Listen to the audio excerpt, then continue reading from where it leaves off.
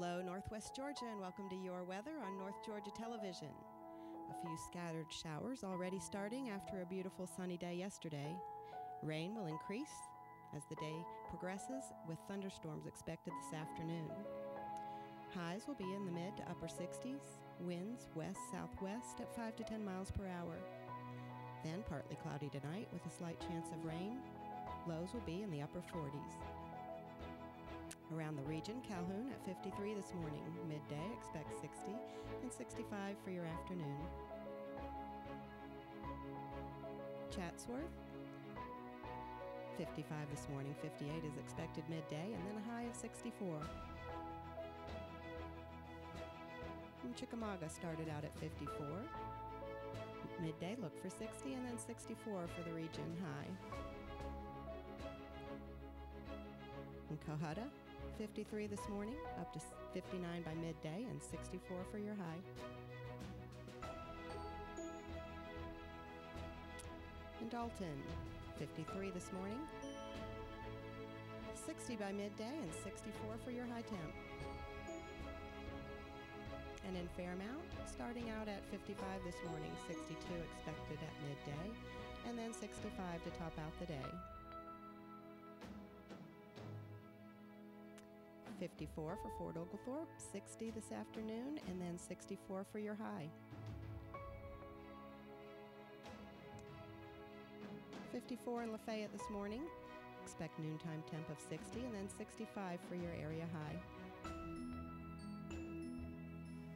And in Ringgold, a low of 55 this morning, 60 expected at noontime, and then 64 to top out the day. In the 7-day forecast, look for a mix of sun and clouds expected tomorrow. Highs in the low to mid 60s, winds north at 10 to 15 miles per hour, and only a slight chance of rain. Partly cloudy tomorrow night with temps in the low 40s, winds light and variable. Then on Wednesday, sunny, highs in the upper 60s, winds light and variable. Lows overnight in the mid 40s under clear skies. For Thursday, partly cloudy, highs in the upper 60s, southeast winds at 5 to 10. Then Thursday night, mostly cloudy, low in the upper 40s, and mostly cloudy next Friday, highs around 70, overnight down in the mid 50s. On Saturday, partly cloudy with highs up in the 70s, shower Saturday night with lows near 44. And on Sunday, high of 62, south-southeast winds at 5 to 10, considerable cloudiness with a slight chance of showers Sunday night and lows near 50. Showers also on Monday and Monday night with highs in the mid-60s, southwest winds at 5 to 10, and overnight lows in the mid-40s. That's your weather. Whatever the weather, we at North Georgia Television hope you have a blessed and beautiful day. And here are your area obituaries.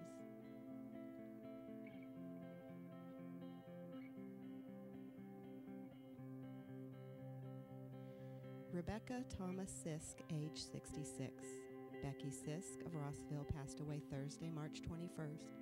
The funeral service will be held at 2 p.m. on Monday, March 25th at Wilson Funeral Home, Fort Oglethorpe Chapel, with Debbie Widener officiating.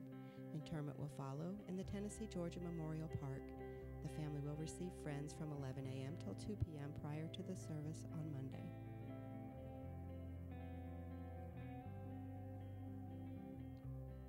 Jamie James Garrett, age 41.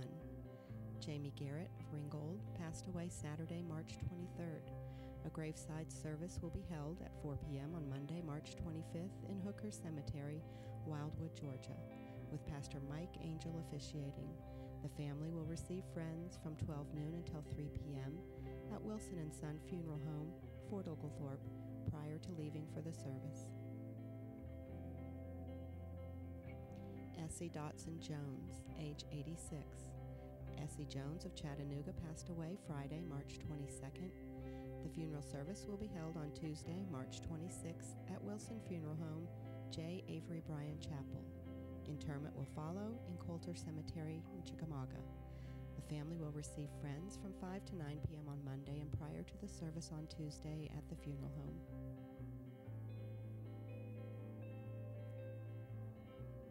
Linda Sue Groves, age 71. Linda Groves of Ringgold passed away Friday, March 22nd. Graveside services will be 2 p.m. Tuesday at Chattanooga National Cemetery, with Pastor Joseph Manis and Reverend Jasper McKendry, UMC, officiating. The family will receive friends from 4 until 8 p.m. Monday at Heritage Funeral Home, Battlefield Parkway.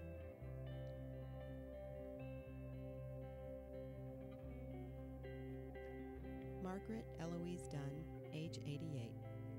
Margaret Dunn of Ringgold, Georgia, went home to be with the Lord Saturday, March 23rd. Funeral services will be held in Wilson Funeral Home's Wallace Stewart Chapel in Ringgold at 12 noon, Tuesday, March 26th, with John McCarthy and Shane Harris officiating. Burial will follow in Wood Station Cemetery.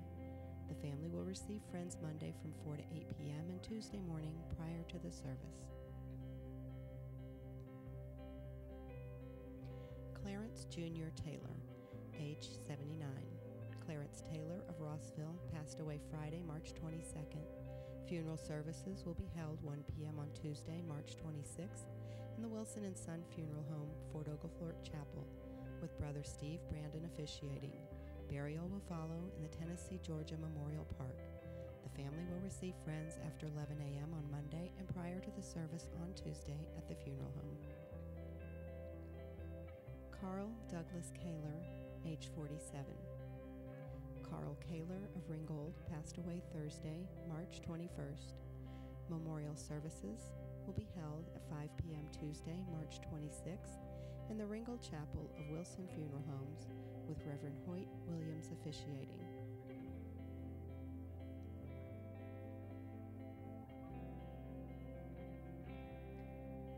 Rebecca Ann Smith Lamb, age 62.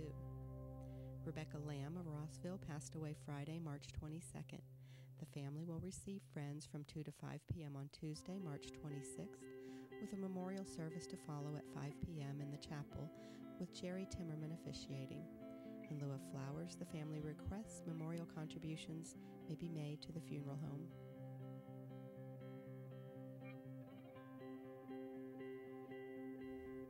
Roy Herndon, Jr., age 52. Roy Herndon of Calhoun passed away Saturday, March 23rd, at his residence. Funeral services will be conducted Tuesday, March 26th, at 6 p.m. from the Chapel of Thomas Funeral Home. The family will receive friends Tuesday, March 26th, from 4 p.m. until the funeral hour of 6 p.m.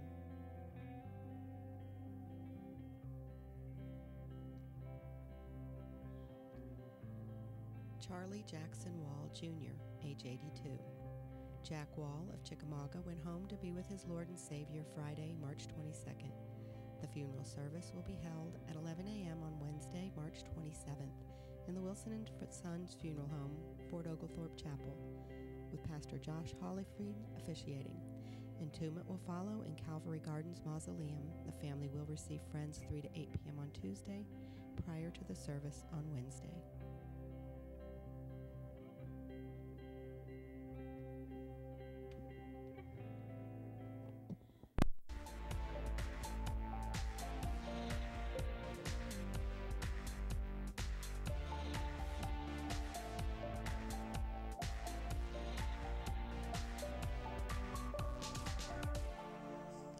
Good morning. Welcome to North Georgia Television News. We are your news covering Catoosa, Gordon, Murray, Walker, and Whitfield counties.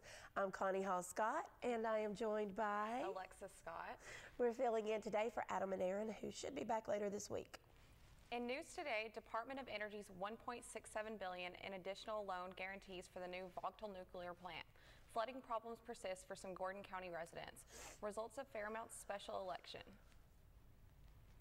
Also coming up, Saturday's airplane crash south of Calhoun, the winning organizations of Dalton Mall's recent Color for a Cause, some local high school students receive honors, and details on an upcoming writing contest for emerging artists in Georgia, and the second annual Dalton Innovative Accelerator Pitch Competition.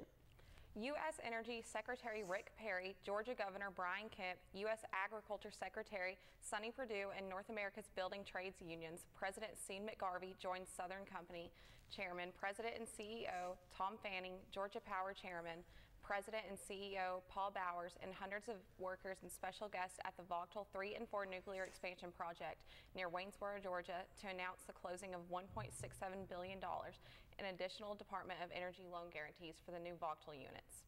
Perry stated that the Vogtle project is critically important to supporting the administration's direction to revitalize and expand the U.S. nuclear industry, and that a strong nuclear industry supports a reliable and resilient grid and strengthens our energy and national security. Also, Vogtle is an energy infrastructure project with a massive scope employing thousands of workers. This project is rebuilding a highly skilled U.S. nuclear workforce and supply chain for the future. Georgia Power had previously secured loan guarantees of $3.46 billion for the construction of the new units, the first to be built in the United States in more than 30 years. Bowers said that since the project began, they have committed to minimize the impact the new units will have on customers' bills, and securing these loans plays a key role by reducing our financing costs and passing along those benefits to our customers. Secretary Perry also witnessed one of the most important milestones for the project to date, the placement of the top of the containment vessel for Unit 3, signifying that all modules and large components have been placed inside the unit.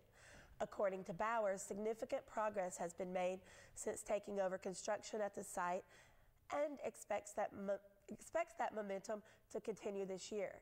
Georgia Power owns 45.7% of the new units, with the project's other co-owners including Oglethorpe Power, MEAG Power, and Dalton Utilities. With more than 7,000 workers currently on site and more than 800 permanent jobs available once the units begin operating, Vogtle 3 and 4 is currently the largest jobs-producing construction project in the state of Georgia. Recurring efforts continue to attract additional craft workers to the Vogtle 3 and 4 project, and more than 700 pipe fitters, electricians, and other craft laborers joining the project since November 1st. Significant progress continues at the site, with the project now approximately 75% complete. At a Gordon County Board of Commissioners meeting earlier this week, a resident asked the board to respond to the flooding on Doe Lane, which has caused a road closing for more than 3 weeks, preventing neighbors from accessing their driveways and causing health hazards, she said. The problem came into play this past month when thunderstorms brought weeks of rain, flooding Doe Lane to the point where residents in the streets cul-de-sac couldn't drive through the pooled water to get to their houses. Allison Karch, who lives on Doe Lane, said she contacted Gordon County Public Works and was told there was nothing that could be done about the situation. Residents have been parking on the road before the flood begins and walking around the water to get to their houses. At the meeting, Karch, an attorney, read off the responsibilities of the county government to maintain adequate road systems, to address public road closures, and to respond to public works problems, citing OCGA 32-4-41. With the flooded roads, not only have residents been blocked from access to their houses, but other hazards have begun to surface. According to Karch, with the pools of water providing a breeding ground for mosquitoes and with garbage piling along the cul-de-sac's curb threatening health safety. And having children wait on the corner of Doe Lane and Buck Boulevard for the school bus isn't safe since Buck Boulevard doesn't have a shoulder, nor should this be a long-term option, Karch said. Karch proposed that the board find a short-term solution for the current flooding and then look to find a long-term answer to the problem. Following Karch's words, Gordon County Administrator Jim Ledbetter agreed that flooding of Doe Lane has been a problem since the subdivision was developed in the 1990s, and though he said it wasn't true that the county has done nothing, he said they don't have a feasible solution yet. Ledbetter said the county had their engineering department perform a few tests which resulted in the recommendation for a drain line to get Doe Lane flood water to a nearby field. He said that project would cost $500,000 at the time of the estimate. Ledbetter said the county is working on finding a long-term solution, though he said pumping the water out or transferring it to the neighboring field won't be short-term options, and that the county would request engineering to determine what kind of elevation of Doe Lane would need to stop frequent flooding. Also in the commissioner meeting, the board approved to renew a contract with AT&T for their servicing and provider agreement. And a first reading was held for an ordinance for a broadband-ready community, which would provide broadband to county residents who didn't already have access to the service. The board also approved to declare surplus property for an auction to be held today at the Calhoun Stockyard, including vehicles, mechanical equipment, and tools. Billy Malden won the election for the Fairmount City Council, earning 68% of the vote last week. Of 489 registered voters who were able to participate in the election for Council Post 4, 69 cast their ballots, with 48 of them being in favor of Malden for councilman. Stephen McGlamory received 27% of the votes, and Max Mulkey earned 4%. Malden has lived in Fairmount his entire life and had previously served on the Gordon County Board of Commissioners around 1990. He also served on the Fairmount City Council 2 years ago before he was beat out by Linda Sledge Johnson.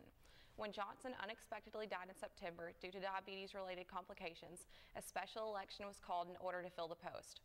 Malden decided to run for the office again and ran against another former council member, Mulkey, who served in 2012. Malden said he is looking forward to serving again and getting to know where we stand on everything, since it's been a while since I've been on the council. Though he was pleased to have been elected to the council, Malden was, however, disappointed with the voter turnout. He speculated not everyone knew about the special election, although he and Mayor Calvin Watts posted on social media about Election Day being on March 19th. One specific project Malden wants to start while on the council is remodeling and updating Ed Lacey's old mill, which stands on the corner of US 411 and Georgia 53. Malden wants to see that corner cleaned up, but he also wants to see Fairmount grow. He has known the mayor for a while, and Malden believes he and Watts, as well as the rest of the council, will work well together. And please stay tuned. We will be right back.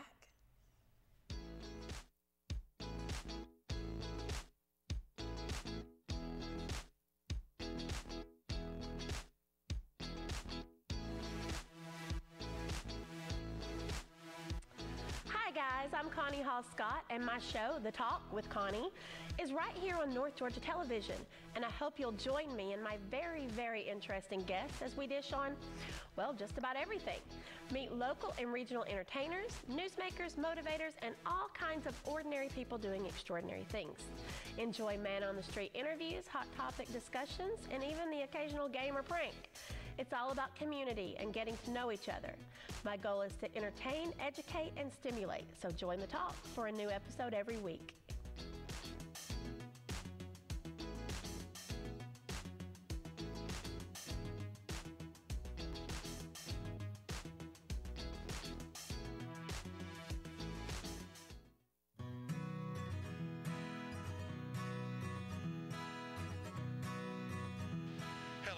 This is Donnie Worley down at Powell's Town Square Cafe in the heart of historic downtown Dalton, Georgia. We're here at 116 West King Street, where Powell's Country Kitchen was located for over 40 years. We want to thank all our family and friends and wonderful, wonderful guests for coming down and supporting us this last year, and invite you to come down and check out some of our new menu items and specials and our wonderful specials every week for the month of March to celebrate our 1-year anniversary. Thank you again, and come down and enjoy a little fellowship and some of the fine programming on North Georgia Television, always playing on our TV here to support all our local businesses.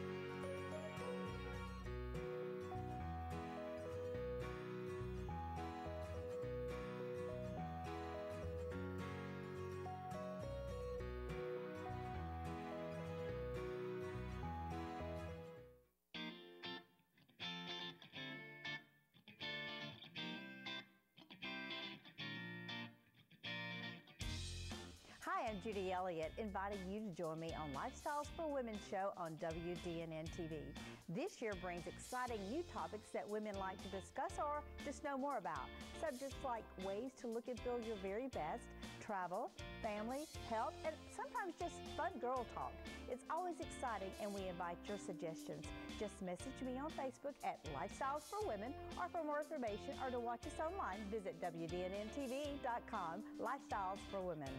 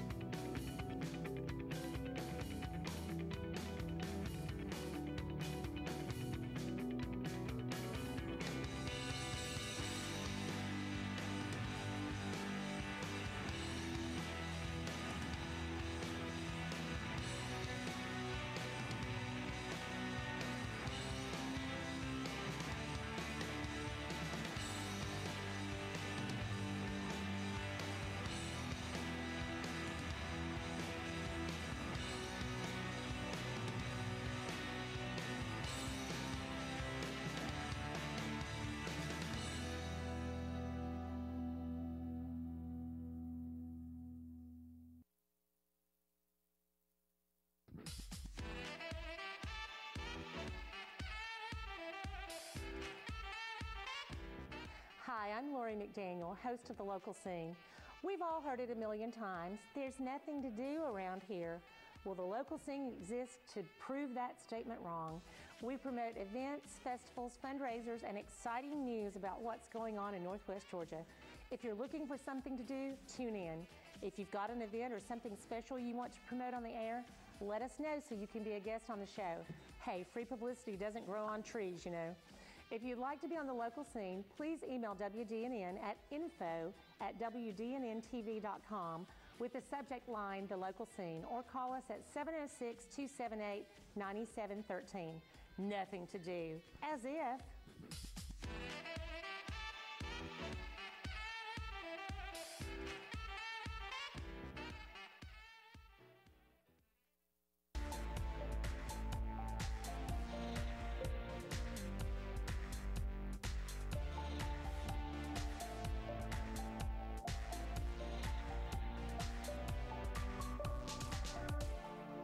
Welcome back to your local news.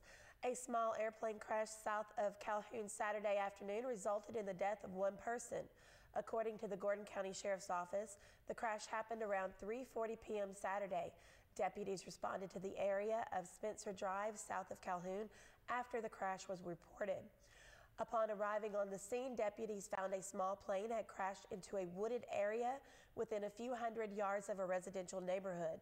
The plane was completely destroyed and the single occupant died. Just before 7 p.m. Saturday, officials were working on removing the body from the wreckage. The Gordon County Coroner's Office has identified the pilot and sole occupant as 63-year-old Richard Hogan of Douglasville. The Federal Aviation Administration says the Innovator experimental amateur-built aircraft crashed in a field just before 7 p.m. on Saturday. The FAA is investigating to determine what likely caused the crash. Our heartfelt condolences to the family of Richard Hogan. At the Color for a Cause Dalton Mall's fundraiser for nonprofits earlier this month, the Shopper's Choice Award went to Conasauga Mental Health Court for receiving the most shopping points. And the Judge's Choice Award for the winning mural went to Mercy's Door Children's Home. The Conasauga Mental Health Court provides support to criminal defendants whose behavior results from untreated or undertreated mental health issues. The program recognizes the impact mental health has a crime in our community and addresses the lack of access to resources necessary to treat mental illnesses. Mental Health Court operates with a simple principle, keeping those in the criminal justice system with mental illnesses out of prisons and jails and helping them remain in the community through an intensive program that focuses on changing negative behaviors and holding each individual accountable for taking the steps necessary to manage their behavior, which can include medication, individual or group therapy, or a combination of all those approaches. Their goal is to help these individuals receive the care they need to prevent future behavior issues. The Mental Health Court program requires participants to attend daily meetings with mental health professionals and the program's case manager and are drug tested several times a week. Participants attend classes and learn how to maintain a healthy lifestyle once they graduate from the program, which includes the correct usage of prescribed medication and mental health therapy. Mercy's Door is a nonprofit charitable organization that serves children and families. It is a home where children between the ages of 6 and 18 can feel safe to share their failures and accomplishments with the people around them and rest from the storms of life, and do not want to be confused with other child-caring institutions. Mercy is a home setting, creating a nurturing family environment for them to heal in heart, grow in character, and experience peace of mind. They are dedicated to modeling a family environment for the children they serve. The children come from a wide variety of backgrounds and home life. When a child enters through the doors, their counseling staff immediately begins to work implementing a service plan geared toward meeting the needs of each child and to help each child establish achievable goals with a reachable time to accomplish. The counselors partner with the house parents, teachers, and parent or guardian to ensure the plan set in place is consistently being followed. The children and teens that come to live at Mercy's Door are typically referred by a wide range of public and private sectors. Among Mercy's Door staff is a master's level teacher who provides after-school tutoring twice a week. Mercy staff partner together with the school system closely to ensure their academic success. We monitor their behavioral skills and performance by working with the school team of counselors and teachers. As winners of the Color for a Cause event, both the Conasauga Mental Health Court and Mercy's Door received a cash donation of $250. All organizations that participated received $1 for every shopping point they received during the event. Turned out pretty well, huh? Seems as if. Graduating Heritage High School senior Caroline Bentley has been named in the 2019 U.S. Presidential Scholars Program. The candidates were selected from nearly 3.6 million students expected to graduate from U.S. high schools in the year 2019. Bentley is the daughter Andrea and Greg Bentley and resides in Chickamauga, Georgia. Now in its 54th year, the U.S. Presidential Scholars Program is one of the highest honors bestowed upon graduating high school seniors. Scholars are selected on the basis of superior academic and artistic achievements, leadership qualities, strong character, and involvement in community and school activities. And Justin Williams, sophomore at Ridgeland High School, has made District Honor Band and the 2019 GMEA All-State Band. He had the pleasure of playing in the All-State Band at the University of Georgia February 28th through March 2nd. He is the first alto saxophonist from Ridgeland to make All-State Band since 1998. Justin attends the Honors Academy of Ridgeland. Story Data joins Get Connected Atlanta's second annual writing contest for emerging artists in Georgia. Story Data's new platform will exclusively host the entrance for the second screenwriting competition held by Get Connected Atlanta and Final Touch Productions 10K Film Production Grant 2019. Submissions accepted March 14th through April 25th, 2019. The competition is open to all aspiring writers at any level in their career and to all genres, including narrative, comedy, drama, animation, experimental, and others. Now in its second year, the goal is to attract emerging artists from a broad spectrum of backgrounds across Georgia who have compelling stories to share. The competition is limited to entrants from Georgia. Up to 20 pages will be accepted, and projects will be judged on creativity, innovation, and attention to detail. Get Connected Atlanta and Final Touch Productions will award the winning short story a 10K production grant, $1,000 for film festival submissions, and mentorship from Brian Smiley, VP of Production, Sunny Pictures Entertainment. An experienced panel of industry insiders will serve as the judges to select the winning screenplay. For more information, please visit storydata.io. Calling all entrepreneurs with an awesome idea. The Dalton Innovation Accelerator will host its second annual pitch competition on October 8th, and the call for pitches is open from now until June 15th. Each applicant to the competition will take part in a wayfinding meeting with local community leaders, including investors, business professors, and entrepreneurs of all kinds. The advisory panel will take several factors into consideration, including the market opportunity for the idea, the overall business model of the idea, the capabilities of the management team, and the strength of product service offering. From that point, applicants can go through a business boot camp to help form their idea into a business plan, or if the applicant already had a business plan, more wayfinding will be available periodically until the semifinalists are announced on August 30th. Semifinalists receive continued mentorship from the aforementioned community business leaders. Prizes for the winner include a cash award of $5,000, office space in downtown Dalton rent-free for the first 6 months, a quick start website package, and more. Those interested in participating in the pitch can apply at daltoninnovationaccelerator.com/apply. And for those up-and-coming innovators, there is a Design, Engineering, and Manufacturing Summer Camp at the Northwest Georgia College and Career Academy for rising 6th, 7th, and 8th graders, and there is no cost to attend. First-year camp is June 3rd through 6th, and returning camp is June 4th through 7th. Register at daltonchamber.org. Thank you so much for joining us today. We look forward to seeing you tomorrow.